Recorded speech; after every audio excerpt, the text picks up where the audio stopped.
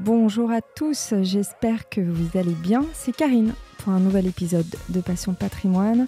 Un hors-série aujourd'hui que j'avais envie de faire depuis un petit bout de temps avec une société qui m'a permis justement cette opportunité. C'est Willings, une société qui est basée au Luxembourg.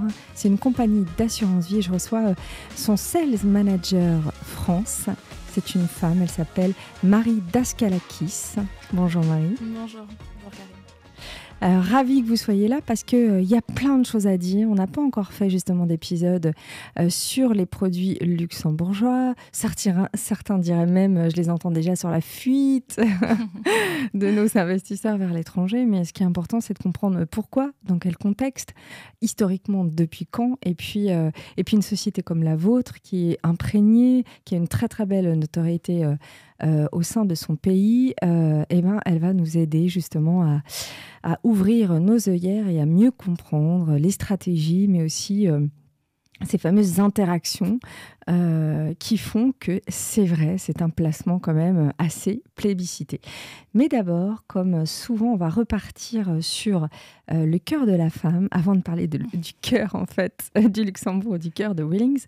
Moi, je voudrais savoir depuis combien de temps vous avez justement intégré, c'est une compagnie d'assurance, hein, Willings. Oui, alors effectivement, Karine, Willings, c'est une compagnie d'assurance vie luxembourgeoise. C'est une compagnie qui existe depuis 30 ans. Et je l'ai intégrée il y a un peu plus de 4 ans. Donc je suis, par rapport à l'histoire de Willings, une nouvelle. Vous êtes toute jeune, Marie, oui. Vous avez quel âge ? J'ai 31 ans. D'accord, donc c'est quoi, votre deuxième, troisième expérience ? C'est ma troisième expérience. J'ai commencé en France d'abord, et puis ensuite j'ai pris mes valises et je suis arrivée au Luxembourg pour mon premier job. Et Willings, aujourd'hui, c'est la deuxième société au Luxembourg. Alors attendez, vous avez commencé en France, mais vous êtes française d'origine ? Oui, je suis française et j'ai grandi dans le sud-ouest, à Bayonne. D'accord. Je cherchais l'accent luxembourgeois, je ne sais pas s'il y en a un. Non. Alors il y en a un, assez prononcé. Ah oui, d'accord. Qui se rapproche un petit peu plutôt d'un accent allemand. Ouais. Et non, moi j'ai perdu justement mon accent du sud-ouest. Ah, j'imagine. Et aujourd'hui, voilà, je vis et je travaille dans le nord, comme on dirait chez nous, au Luxembourg. D'accord. Donc, en gros, première dizaine de vie, 20-30 ans, vous travaillez en France. Ouais. À quel poste et au sein de quelle société ? Quel profil ? Alors, déjà, de profil, moi j'ai un profil de gestion de patrimoine, puisque je suis diplômée du master de gestion de patrimoine de Clermont-Ferrand. Et donc par cette expérience et par ce master, j'ai atterri à Paris chez Edmond de Rothschild, donc chez EDRAC. Edmond de Rothschild Assurance et Conseil, où j'ai fait mon stage de fin d'études, où j'y suis restée également un peu plus d'1 an. Et ensuite, j'ai eu l'opportunité d'aller travailler au Luxembourg, chez Crédit Suisse. Donc effectivement, aujourd'hui, on va dire que... Oui, c'est pas le bon moment, mais bon. Au niveau des infos. Mais à l'époque, voilà, je suis arrivée chez Crédit Suisse et on a créé en fait la structure de courtage au Luxembourg qui s'appelait donc Crédit Suisse Courtage. Et donc, on s'occupait de la clientèle ultra high network de la banque. On leur proposait des solutions d'assurance vie et on vendait également la gestion du groupe. Et donc, j'ai fait ça pendant quelques années, à sillonner la France à la rencontre des clients de la banque. Et il s'avère en fait que Willings était l'un des fournisseurs assurantiels préférés de Crédit Suisse. Donc, on travaillait énormément avec Crédit Suisse. Et il s'avère que voilà, j'ai enjambé la barrière et je suis passée du côté fournisseur. Et voilà, c'est comme ça que je suis arrivée chez Willings et j'ai travaillé et que je travaille chez eux depuis un peu plus de 4 ans maintenant. Donc en fait, là, on est sur un schéma où on ne saura pas si on est venu vous chercher ou si c'est vous qui avez démarché. On a le droit de savoir ou pas ? Ça s'est fait un petit peu d'un commun accord. Moi, je cherchais à partir. Eux cherchaient effectivement une nouvelle commerciale. Et puis, je suis arrivée en tant que junior, donc au tout début... Voilà, sans forcément de portefeuille à apporter. Et puis, j'ai grandi avec la société. Et aujourd'hui, j'ai un poste de senior et je développe effectivement les partenariats sur le marché français. Donc, que ça soit des conseillers en gestion de patrimoine, des family office, des banques privées. Donc, voilà, une étendue de partenaires. Willings m'a fait confiance dès le début. Donc, aujourd'hui, voilà, je m'éclate à promouvoir Willings sur les routes de France. Alors, moi, j'ai 2 questions parce qu'il y a une question d'ordre personnel. Comment est-ce qu'on décide de partir ? Dans quel état d'esprit on est ? C'est un challenge. Est-ce que vous aviez déjà été au Luxembourg ? Est-ce que vous connaissiez bien le Luxembourg ? Ou est-ce que ça a été vraiment une découverte ? Alors, je ne connaissais, mais alors pas du tout le Luxembourg. Mais aucunement. Moi, on m'a proposé le poste. C'est le poste qui m'a... Attendez, j'ai un souci technique. C'est bon. Alors effectivement, moi, c'est vraiment le poste qui m'a plu. Je ne connaissais pas le Luxembourg, je ne savais pas à quoi ressemblait le Luxembourg. Chez EDRAC, donc chez Edmond de Rothschild, l'assurance et conseil, on travaillait avec des assureurs basés au Luxembourg. Donc j'avais l'échange, je comprenais l'environnement luxembourgeois de l'assurance vie. Voilà, j'avais déjà les codes de l'assurance vie luxembourgeoise. Mais en tout cas, le pays, je ne savais pas trop à quoi ça ressemblait. Et puis voilà, j'ai d'abord dit oui au job et ensuite j'ai découvert le pays. Oui, au job. Et ensuite, j'ai découvert le pays. C'est quand même, j'imagine, à l'époque, pas marié, pas d'enfant. Non, du tout. Donc, on va dire, c'est une décision, mais pas lourde de conséquences. Je pense à tous ceux qui nous écoutent, qui sont peut-être en train de réfléchir à une proposition qu'on leur a faite, avec un changement de vie, avec un déménagement. Est-ce qu'on est excité, apeuré ? C'est quoi vraiment ? Est-ce que vous avez une image de vous, là, à la veille du départ ? Mais c'était de l'excitation à 100%. Ouais. Mais oui, parce qu'effectivement, j'allais rentrer dans une nouvelle aventure. On me proposait, c'était une création en plus de structure, avec effectivement deux autres personnes. On était 3 et donc forcément, commencer de pas grand-chose, créer un projet dans un nouveau pays, chez une banque avec quand même une très forte notoriété. Donc c'était aussi un challenge. Et puis à l'époque, forcément, c'est ce que je recherchais et c'est ce que je recherche toujours, de toute façon, le challenge. Alors vous l'avez dit, vous avez été attiré par cette société qui est un groupe qui existe depuis 30 ans, qui a vécu de fusion, des absorptions plus précisément, mais qui aujourd'hui fait gage de leader au Luxembourg. Allez, rapidement, qu'est-ce qui vous a attiré le plus ? Est-ce que c'est la culture d'entreprise ? Est-ce que c'est les possibilités d'évolution, l'environnement ? Qu'est-ce qui vous a vraiment séduit au départ ? Alors, étant donné qu'on travaillait au quotidien avec Willins, donc je savais déjà comment fonctionnait l'intérieur. Donc j'avais aussi, en tant que courtier d'assurance, on travaille avec différents assureurs pour justement proposer, selon les demandes des clients, l'assureur le plus adapté. Et c'est vrai que chez Willins, ce que j'adorais énormément, c'était la réactivité. Cette capacité à être réactif, à être efficient dans l'opérationnel, tout allait très vite. C'est-à-dire que si on ouvrait, je ne sais pas, un nouveau dossier, une nouvelle souscription pour un client, on savait très bien que Willins allait être le plus réactif, on avait une opération à traiter, donc on voyait qu'en interne, il y avait vraiment cette qualité opérationnelle que pouvaient envier aussi d'autres assureurs qui connaissaient finalement cette qualité, cette expertise. Et effectivement, c'est un des premiers points qui m'a plu. Et surtout, Willins, c'est une société qui est filiale à 100% du groupe Foyer. Le groupe Foyer au Luxembourg, c'est le leader du marché local de l'assurance. Même si on ne connaît pas Willins, qui est la filiale internationale du groupe, Foyer, c'est un ancrage local énorme. Il y a des agences à tous les coins de rue. Et surtout, ce qui m'a plu énormément, c'est l'actionnariat du groupe Foyer.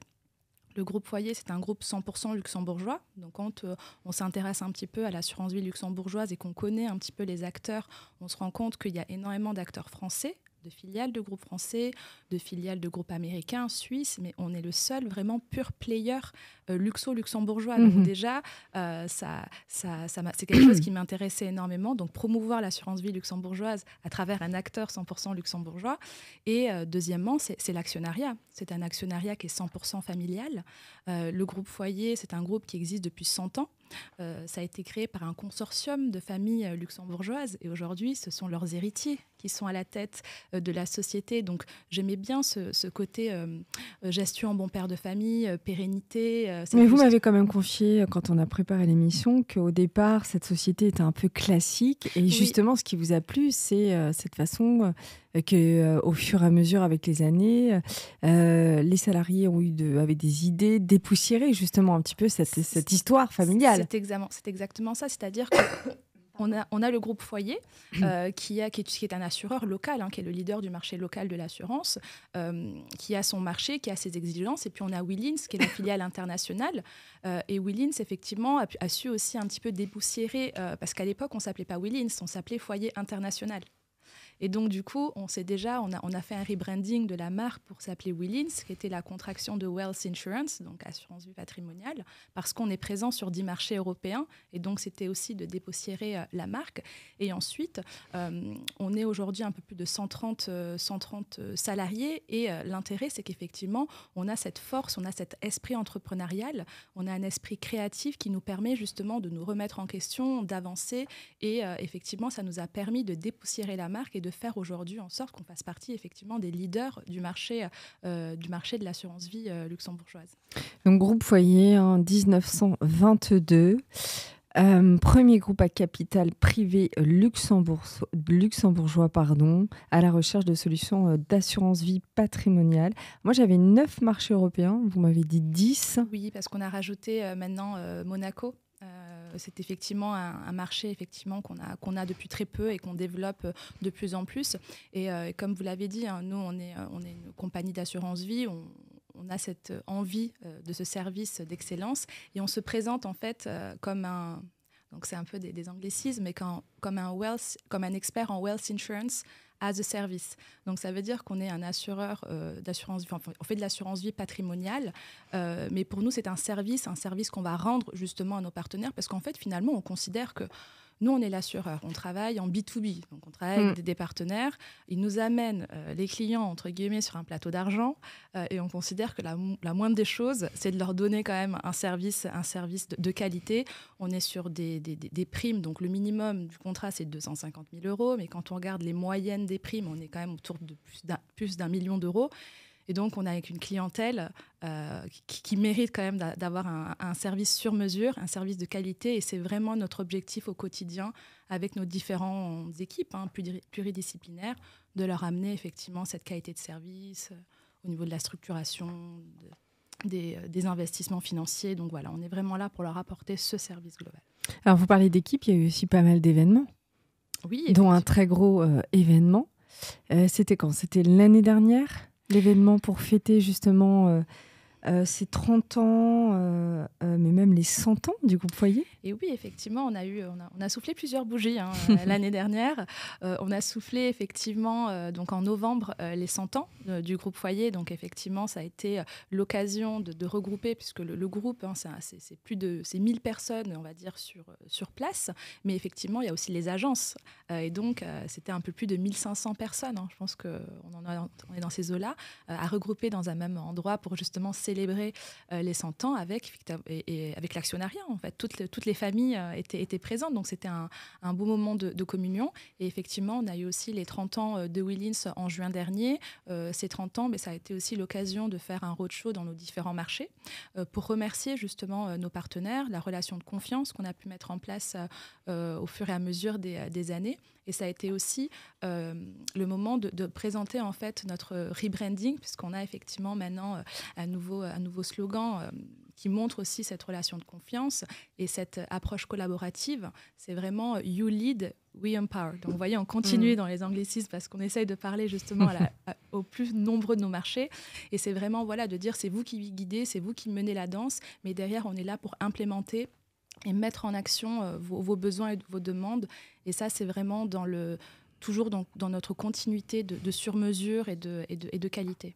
Alors allons-y, parlons-en justement de votre société et parlons aux partenaires. Alors évidemment ceux avec qui déjà vous travaillez, mais ceux qui écoutent ce podcast, qui sont des CGP, mais pas que, et qui justement aimeraient peut-être aller conseiller à leurs clients, à leurs investisseurs, d'aller investir au Luxembourg, parce que dans un contexte, on le voit, croissant d'incertitudes économiques, les épargnants, ils sont parfois troublés, perdus, et souvent, on entend parler de la fuite des capitaux, et bien ils partent placer leur argent à l'étranger, essentiellement en Suisse, et puis évidemment, surtout au Luxembourg. Alors, on va rentrer dans le vif du sujet qui est pourquoi, quel intérêt, quels avantages. Et ensuite, on essaiera justement de faire un lien avec Willins pour tous ceux qui auront envie justement de sauter le pas avec vous pour comprendre aussi le profil de vos clients, des prérequis, enfin voilà, ce genre de choses. Donc, Essentiellement pour vous, allez, par expérience, placer son argent au Luxembourg, c'est pourquoi? C'est pour éviter la loi Sapin, cette fameuse loi qui, je le réexplique, donne la possibilité aux régulateurs financiers français de l'État de geler les retraits d'argent, soit sur un contrat d'assurance vie, soit sur un type de contrat comme ça, mais en tout cas pour une durée maximale de 6 mois. Vous avez, vous, ce sentiment que ça a été ça, les prémices, ou pas? Alors en fait, il y a différents éléments qui font qu'aujourd'hui, on voit effectivement de plus en plus, on a toujours eu, juste pour un aparté, mais pour Willins, le marché français, c'est notre plus gros marché en termes de collecte. Donc effectivement, ça fait déjà de nombreuses années que nous travaillons et que nous développons nos partenaires sur le marché français. Et effectivement, on a toujours eu une collecte assez fluide d'année en année. Et on voit par contre, c'est vrai qu'un accroissement de la demande pour l'assurance vie luxembourgeoise, elle s'explique effectivement de différentes façons. Il y a effectivement des moments très précis où le client va être dans un sentiment anxiogène parce qu'il va y avoir des élections présidentielles en France, Marine Le Pen au second tour. Et donc, effectivement, ce sont des moments où on voit effectivement une demande accrue de flux, de mise en place de contrats d'assurance vie luxembourgeois. Mais ça, c'est vraiment des moments anecdotiques.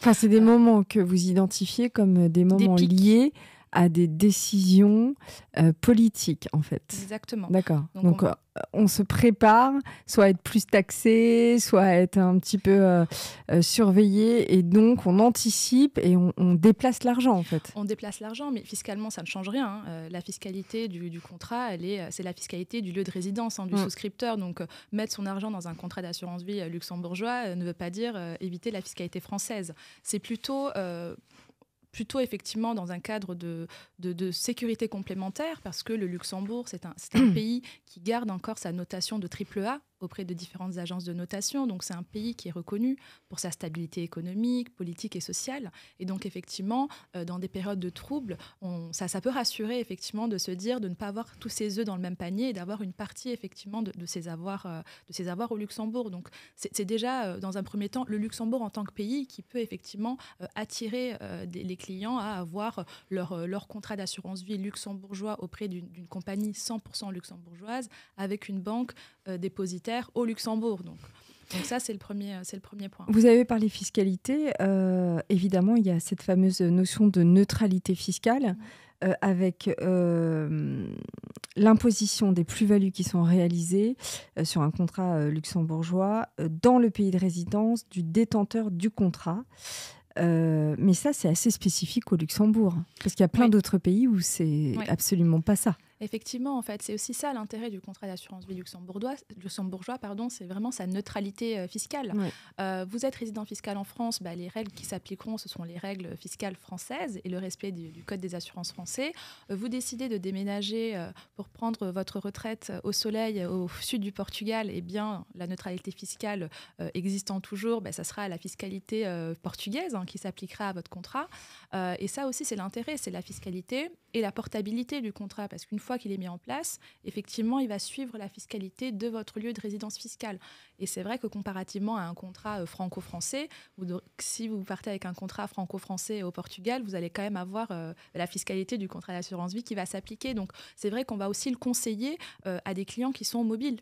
Aujourd'hui, on vit dans un monde mondialisé. Les gens ne restent pas forcément dans le même pays toute leur vie. Et donc, quand on est aussi avec des clients où on sait en amont qu'ils vont avoir justement, qui vont être expatriés ou qui vont devoir effectivement changer de pays de résidence fiscale, l'intérêt du contrat luxembourgeois, effectivement, fait sens au regard de la neutralité fiscale. Mais pour revenir justement sur votre premier point de la loi Sapin, ça fait partie aussi des points qu'on retrouve et qui rassurent les souscripteurs, c'est de se dire effectivement que travailler avec une compagnie 100% luxembourgeoise, avec aucun établissement stable à l'étranger, nous on travaille uniquement depuis le Luxembourg, on est indépendant de toute institution financière, on n'a pas de fonds euros, et donc effectivement ça rassure les souscripteurs de se dire que si leurs avoirs sont placés chez nous, ils ne sont pas effectivement soumis à cette loi Sapin 2. Donc ça peut faire partie effectivement une stratégie, des stratégies, mais c'est aussi une stratégie de diversification.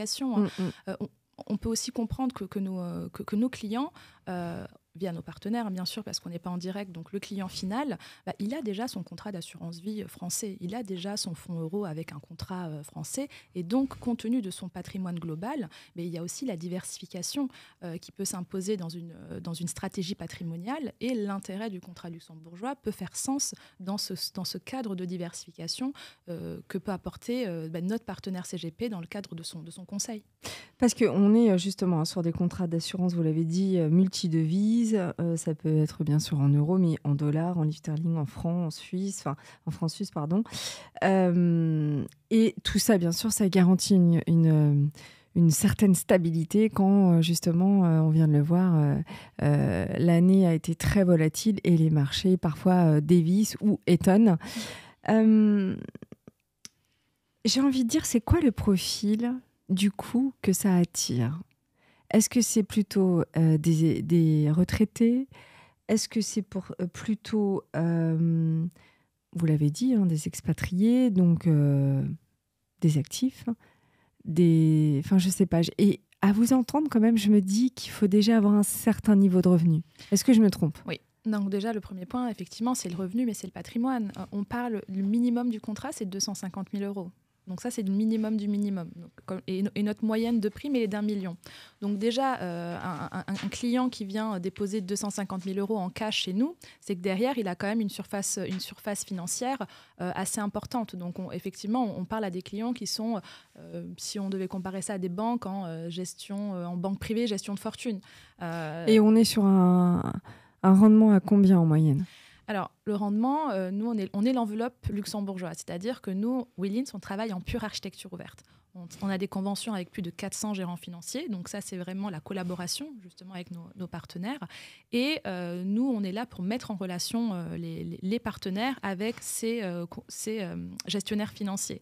Et donc, c'est le gestionnaire financier qui sera sélectionné par le conseiller en gestion de patrimoine, par l'intermédiaire, qui va faire le rendement du contrat. Nous, on est vraiment là pour gérer l'enveloppe, pour aussi regarder le contrôle en fait, des profils d'investissement, du respect, on va dire, des allocations. Mais vous avez quand même une idée en grosso modo, c'est entre 2 et 4 Mais honnêtement, ça dépend parce que vous allez avoir des gérants financiers qui travaillent avec leurs propres fonds, d'autres qui ont une gestion qui est uniquement sur du titre vif, d'autres qui travaillent avec des mandats purement en produits structurés, d'autres qui vont faire uniquement des obligations en direct. Et donc, du coup, en fait, c'est plutôt de savoir ce que le partenaire, soit il vient avec son offre déjà packagé. Il sait avec qui il veut travailler. On est juste là pour s'occuper de la mise en place du contrat et mettre à disposition nos experts s'il a besoin d'informations sur la structuration et autres. Mais on a aussi des partenaires qui viennent nous voir en me disant « Écoute Marie, moi là j'ai un client, il est un peu perdu, je sais pas trop comment l'aiguiller,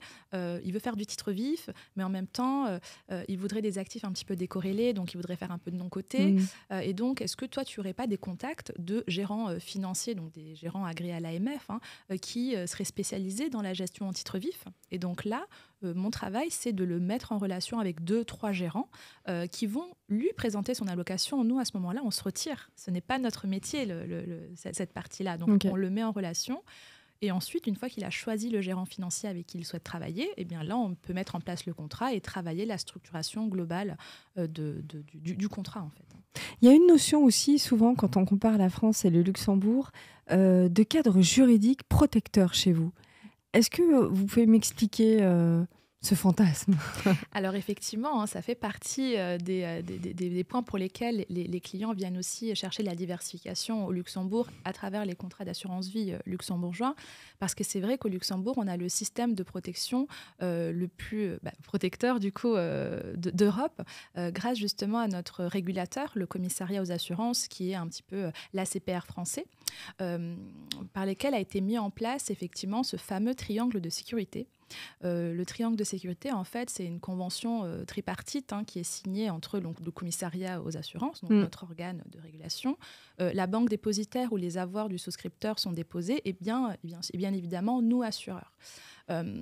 l'intérêt de ce triangle de sécurité, c'est de se dire qu'en cas de faillite d'une compagnie d'assurance, le souscripteur est créancier privilégié de premier rang qui vient se présenter avant tout autre créancier pour venir récupérer ses provisions, donc ses billes. Comment c'est possible ? C'est parce que en fait, les avoirs des souscripteurs sont hors bilan de la compagnie d'assurance au Luxembourg. D'accord. Contrairement à la France, où les avoirs des souscripteurs Sont dans le bilan de la société.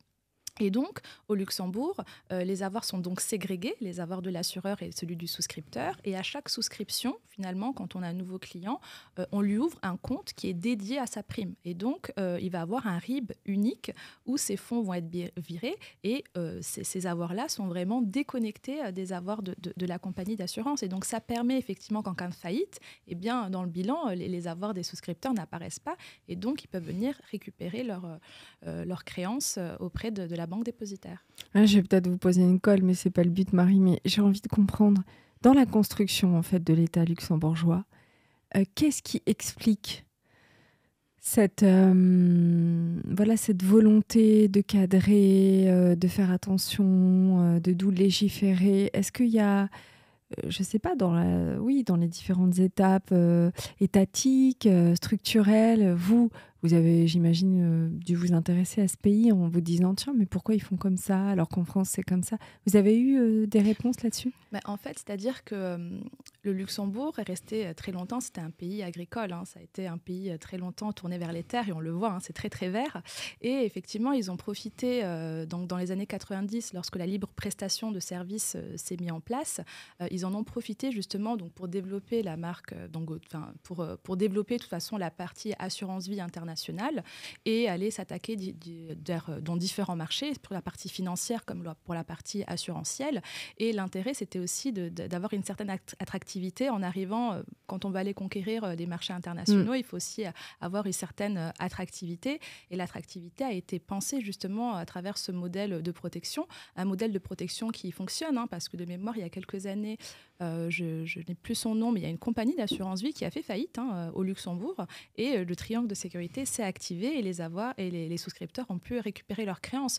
Donc je pense que au niveau de la structuration, c'est quelque chose qui a été mis en place parce qu'on considère effectivement que c'est quelque chose qui est soutenable en fait par les parties et on se rend compte, puis on l'a testé à différentes reprises, qu'à chaque fois qu'un assureur a fait faillite, ce triangle a fonctionné. Donc effectivement, je pense que ça a été vraiment pour pouvoir effectivement sortir, on va dire comment on pourrait dire, son attractivité et voilà, pouvoir comment attirer les clients. C'est vrai que la Suisse l'avait fait à l'époque à travers les banques, et aussi le fait de sa position unique en Europe. Et le Luxembourg devait aussi tirer son épingle du jeu. Voilà, c'est ça que je cherchais comme mot.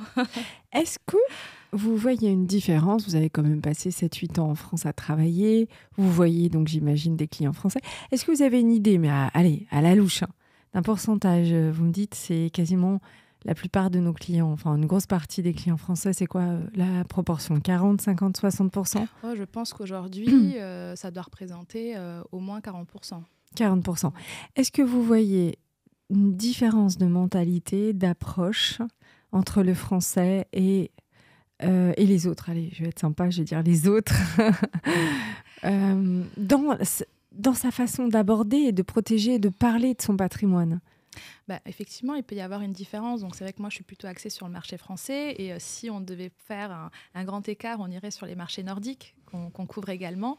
Et c'est vrai que déjà, sur le marché français, nous, on va capter les clients français, ceux qui sont capables d'aller 100% en unité de compte, parce que nous n'avons pas de fonds euros. Donc déjà, ça enlève aussi une partie de la population, parce qu'il y a encore énormément de clients qui ont besoin de liquidité, qui souhaitent, tant bien même. Aujourd'hui, le fonds euro, c'est pas non plus la panacée. Non. Je pense qu'il peut y avoir des alternatives au fonds euro, mais je pense que psychologiquement, il y a encore des clients ne plus du tout en avoir. Il y a des clients qui n'arrivent pas encore à passer le cap de ne plus du tout en avoir, et donc voilà, il y a quand même une partie de la population qui, pour l'instant, ne s'adresse pas, alors que le fonds euro n'est pas forcément... Je pense que, justement, à travers WeLean, c'est quand nous, on met en relation des partenaires avec nos gérants financiers ou nos contacts, on se rend compte qu'il y a quand même de belles alternatives au fonds euro. Donc, on est là aussi pour passer cette parole et pour échanger avec nos partenaires en leur disant, effectivement, ce client veut peut-être du fonds euro, mais on peut avoir des alternatives qui peuvent, effectivement, l'intéresser. Oui, mais excusez-moi, je vous coupe parce que, basiquement, là, j'ai un CGP qui veut vendre à un client qui réfléchit à une solution d'assurance vie Luxembourg versus en France. Et le client lui pose la question comme ça, oui, mais moi, de temps en temps, j'ai besoin de faire des rachats 50, 70 000 euros pour, je sais pas, faire des travaux, ce genre de choses. Du coup, comment ça se passe alors ? Alors, les rachats, il peut en faire aussi chez nous, il n'y a pas de souci. Nous, on préfère effectivement les versements complémentaires. S'il veut faire un rachat, il le fait à n'importe quel moment. Non, mais du coup, oui, mais on le fait essentiellement sur du fonds euro. Pas forcément. Le rachat, en fait, le contrat d'assurance vie, vous avez différentes solutions à l'intérieur du contrat, mais vous rachetez à quand vous voulez. Nous, notre client qui souhaite faire un rachat, il le fait en même pas 4 jours et les fonds sont virés. Enfin, on n'a aucun problème à faire le rachat. C'est plutôt un client qui veut surtout ne rien perdre et avoir du capital garanti, mais en même temps, il veut du rendement. Il faut choisir aujourd'hui. Donc, est-ce qu'on veut du rendement ou est-ce qu'on veut un capital garanti ? Aujourd'hui, effectivement, on peut avoir sur le marché français des alternatives court-termistes. Par exemple, aujourd'hui, avec les taux d'intérêt, le livret A, mais c'est des objectifs effectivement à court-termistes. Et nous, effectivement, on peut retrouver cela dans les contrats d'assurance vie. On a du dépôt à terme qui peut se faire aussi. Aujourd'hui, on le propose de plus en plus, ou du moins nos gérants privés et nos banquiers le proposent. Et sinon, effectivement, on met en relation nos partenaires avec des gérants qui font de la gestion obligataire, qui essayent de répliquer effectivement certaines allocations du fonds euro. On leur propose de l'alternative, mais pour répondre à votre question principale, le rachat, il le fait quand il veut, sur n'importe quel support. En fait, oui, au Luxembourg, il n'y a pas de plafond. Les autorités n'imposent pas ce fameux plafond comme en France de rendement sur les fonds euros. Vous êtes totalement exempt de ça. Donc, vu qu'on n'a pas de fonds euros. Donc, mais sur d'autres fonds, quoi. Vous n'avez aucun plafond imposé par les autorités. Non, on est vraiment... Parce que je veux dire quelque chose de similaire. Non, ça c'est quelque chose qu'on retrouve plutôt sur des compagnies de filiales de groupes français. Parce que c'est leur ADN qui l'ont finalement dupliqué au Luxembourg. Mais pour des assureurs qui n'ont aucun lien avec la France, le fonds euro... on ne sait pas ce que c'est. Je comprends. Et donc, du coup, on n'a pas du tout ces critères. Mais vous comprenez que ça peut faire peur à un Français typiquement comme moi, de base. Mais le Français qui a son compte titre auprès de sa banque, il est déjà investi en 100% en unité de compte. Donc, ce Français-là, il peut tout à fait faire la même chose à travers un contrat d'assurance vie luxembourgeois. Donc, c'est d'autant plus intéressant parce qu'il a cette enveloppe, qu'il prépare effectivement aussi sa transmission à travers cette enveloppe. Et donc... voilà, comme je vous dis, on a un client, généralement, nos clients ont déjà leur contrat avec leur fonds euro et ils viennent faire de la diversification. Ce qui les différencie d'autres souscripteurs de différents marchés, et si je prends l'extrême, c'est les pays nordiques, c'est que les pays nordiques, eux, ce sont des fervents défenseurs du non-côté. Eux, ils ne font que du non-côté, c'est du full risque sur des actifs complètement décorrélés et ils ne vont même pas travailler forcément de la gestion globale. Ça va être vraiment du pur risque. Et donc là, forcément, on est sur deux typologies de souscripteurs différents. Alors ça, c'est pour les clients finaux. J'imagine que vous avez aussi du B2B, en tout cas des professionnels. En fait, on fait vraiment... le client final, c'est le souscripteur, mais nous, on travaille qu'en B2B. Donc, chef d'entreprise.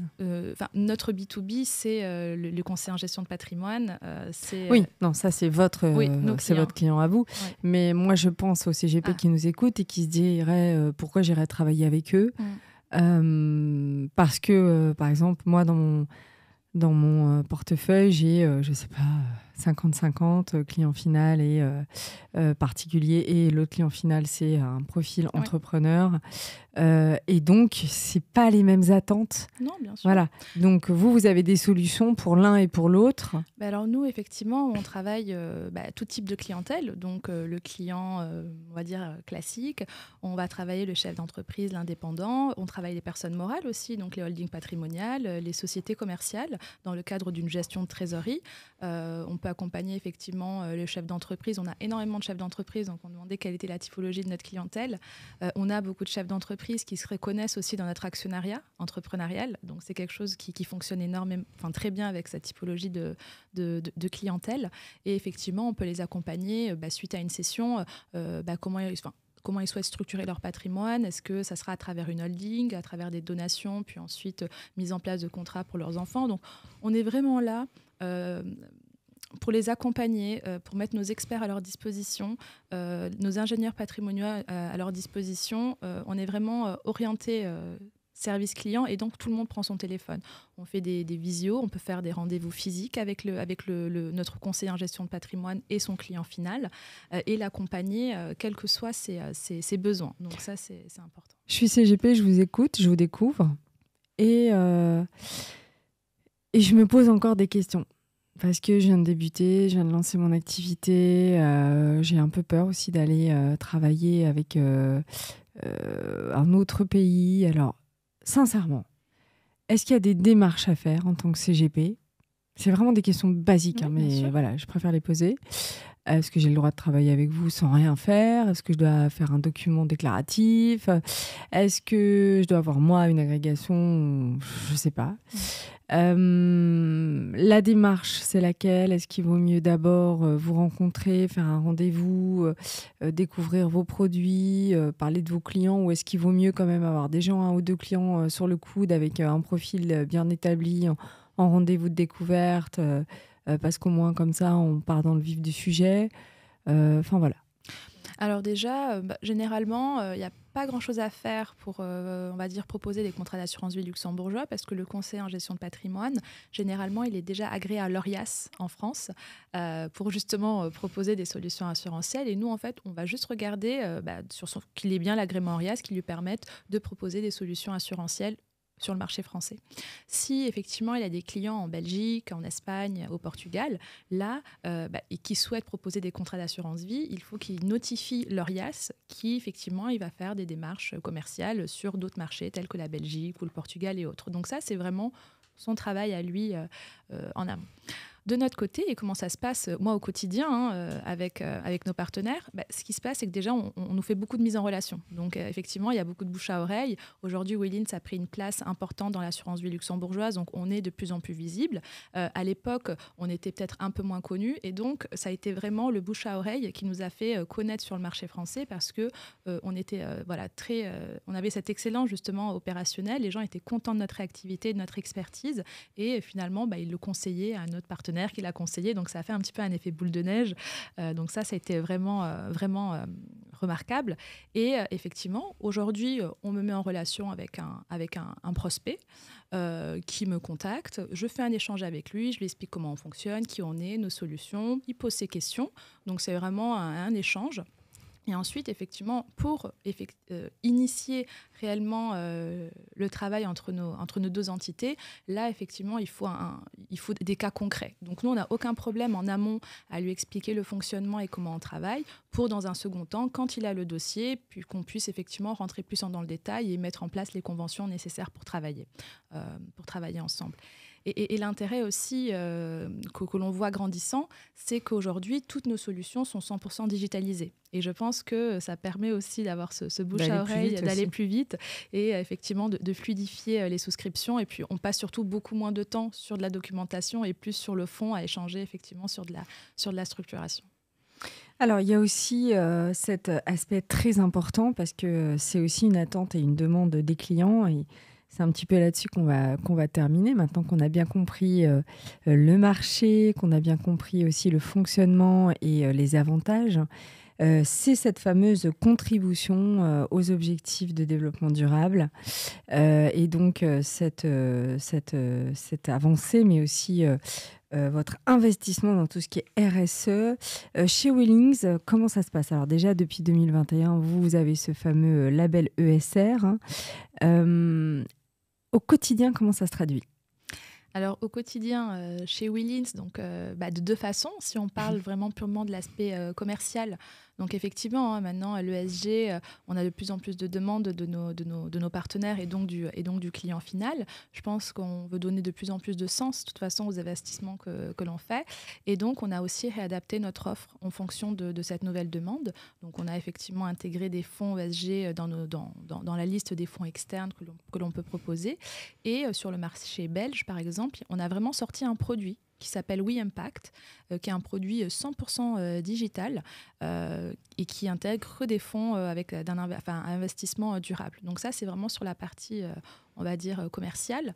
Ensuite, chez Willins, en tant qu'entreprise faisant partie du groupe Foyer, il y a eu différents, on va dire...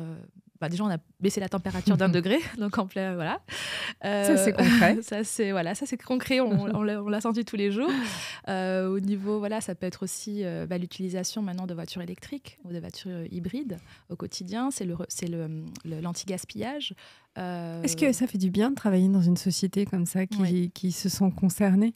Oui, vous avez l'impression de faire partie d'un mouvement, en fait. On fait partie d'un mouvement, et puis aussi, il y a aussi les investissements dans tout ce qui va être éducation à l'enfance, donc SOS Village, où on a aussi notre propre, association pour aider les enfants du Népal. Ça va être aussi dans les Pourquoi recherches... le Népal parce que ça a été décidé ainsi. Voilà, ça a été vraiment... je ne faisais pas non, partie mais du projet. Il y avait peut-être un lien. Non, il n'y avait pas de lien particulier, mais c'était vraiment de trouver un projet, et ça a été celui-ci qui a été sélectionné. Pareil, dans les recherches médicales, en accompagnant la fondation contre le cancer. Et donc, voilà, on le met en place un petit peu comme ça au quotidien. On fait des actions aussi, d'aller ramasser les déchets un jour dans la semaine, tous ensemble. Donc, voilà, c'est des petits points comme ça. Oui, voilà. Donc, et puis, effectivement, je pense que de façon globale, même nos locaux, en fait, sont très verts. Il y a beaucoup de végétaux. Voilà, on essaie vraiment Et puis, vous le disiez tout à l'heure, c'est un pays à forte imprégnation agricole, culturelle. C'est culturel, donc j'imagine que c'est déjà inscrit dans les mentalités, en fait. Oui et non, je pense quand même qu'il faut un petit peu pousser les gens dans ce sens. Après, effectivement, dans la vie personnelle de chacun, on fait quand même très attention au tri.